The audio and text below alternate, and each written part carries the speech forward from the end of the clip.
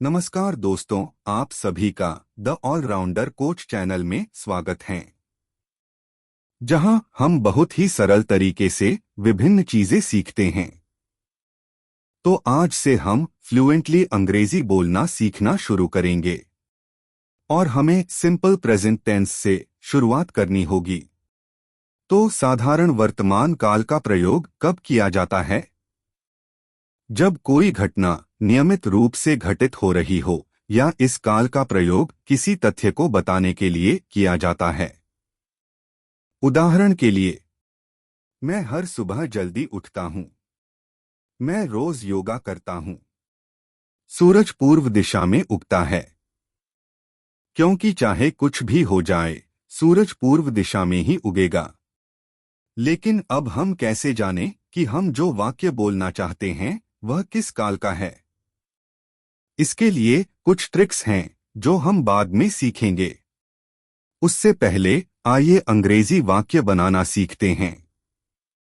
Simple present tense के अंग्रेजी वाक्य में कर्ता या सब्जेक्ट हमेशा पहले आता है। फिर क्रिया या वर्ब और अंत में कर्म या ऑब्जेक्ट या कुछ ऐसे शब्द आते हैं जो वाक्य को पूरा करते हैं। तो इसके लिए हमें एक सूत्र का उपयोग करना होगा। कर्ता, क्रिया, कर्म या पूरक। तो हमने एक उदाहरण देखा था, मैं हर सुबह जल्दी उठता हूं। अब इस वाक्य में मैं यह करता है, हर सुबह जल्दी यह पूरक है और जगना यह क्रिया है। तो आइए इस वाक्य का अंग्रेजी में अनुवाद वाक्य बनाने के सूत्र के अनुसार करते हैं। I wake up early in every morning। अब आइए सिंपल प्रेजेंट टेंस के वाक्यों की पहचान करने की तरकीब देखें।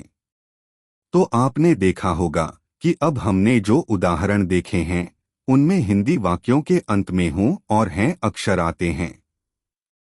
इसका अर्थ यह है कि यदि हिंदी वाक्य के अंत में अर्थात क्रिया के अंत में ता हूं, ते हैं, ते होते हैं, ता हैं, ती हैं, इनमें से कोई भी अक्षर आए तो वह वाक्य सिंपल प्रेजेंट टेंस का होगा। बच्चे रोज पढ़ते हैं, ते हैं। आया ना वाक्य या क्रिया के अंत में ते हैं। इसका अर्थ यह है कि यदि हिंदी वाक्य के अंत में अर्थात क्रिया के अंत में ता हूं, ते हैं, ते होते हैं, ता हैं, ती हैं में से कोई भी अक्षर आए तो वह वाक्य सिंपल प्रेजेंट टेंस का होगा। सिंपल प्रेजेंट टेंस के वाक्य बनाते समय हमें कुछ नियमों का ध्यान रखना चाहिए।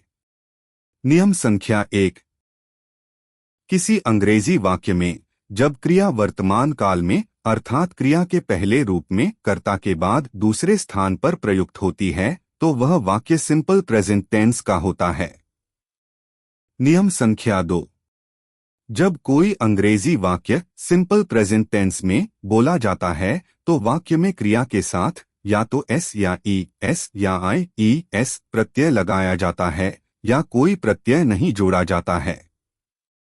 नियम संख्या 3, यदि वाक्य के कर्ता के रूप में सर्वनाम या एकवचन संज्ञा का प्रयोग किया जाता है तो क्रिया के साथ एस या ई एस या आई ई एस प्रत्यय लगाया जाना चाहिए। उदाहरण के लिए, फूल नाजुक लगता है। The flower looks delicate. यह वाक्य सिंपल प्रेजेंट टेंस का है और वाक्य के कर्ता के रूप में एकवचन संज्ञा फूल का प्रयोग किया गया है। इसलिए क्रिया लुक में एस प्रत्यय लगा दिया गया है। देखिए, क्या कोई मुश्किल बात है? नहीं, बिल्कुल नहीं। यानी अब से अगर आप कोई ऐसा वाक्य बोलेंगे जिसका ता हूं, ते हैं, ते होते हैं, ता हैं, ती हैं में से किसी भी अक्षर पर होता है तो आप उस वाक्य का अंग्रेजी में अनुवाद बहुत आसानी से कर पाएंगे और उसे बोल पाएंगे।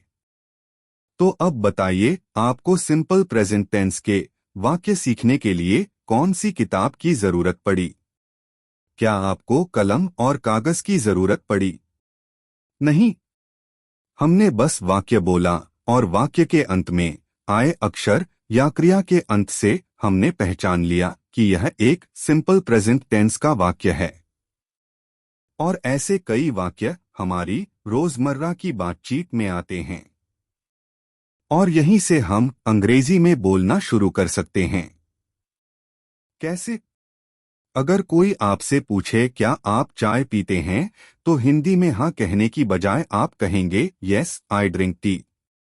अगर कोई आपसे पूछे कि आपको क्या पसंद है, तो आपको बिना किसी हिचकिचाहट के अंग्रेजी में बोलना है आई लाइक लर्निंग इंग्लिश। रोजमर्रा की बातचीत में इस्तेमाल होने वाले ऐसे कई वाक्यों का अंग्रेजी में अनुवाद करें और उन्हें बोलना शुरू करें। मुझे यकीन है कि अब से आप ऐसा जरूर करेंगे। तो चलिए इसका अभ्यास करते हैं और अगले वीडियो में एक नया काल सीखने के लिए फिर मिलते हैं।